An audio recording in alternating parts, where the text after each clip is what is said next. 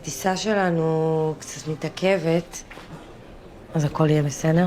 אמא, איך הכל יהיה בסדר? מה זה? Give me your passports.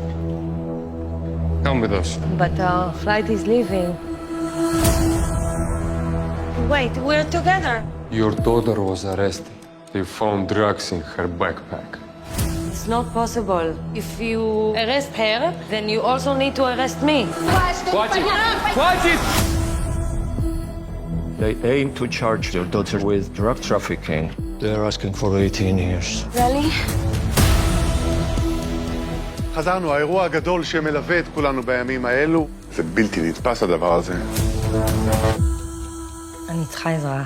אתה עוד עובד? בשב"כ אני... אולי. היה עוד מישהו שהסתובב איתה שם בהודו חוץ ממך? למה שמישהו יזייף דרכון ואני אמצא את זה אצל גלי? מה לה ולאנשים כאלה?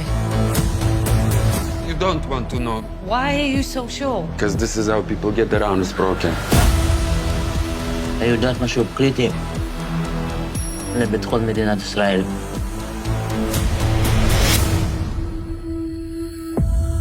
הייתם ביחד בצבא, לא? לא אמורה להיות פה, זה שטח פרטי. לא, אבל מה נעשה? כי אני יודעת שהיא עבדה בשביל... היא לא הקורבן של האנשים האלה, זה אני יכול להבטיח לך. חופרת בזה, זה רק נהיה יותר ויותר מטושטש ו...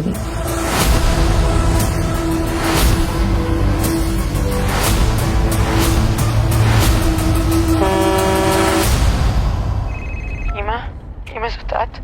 גלי? I'm your mother. I will find you.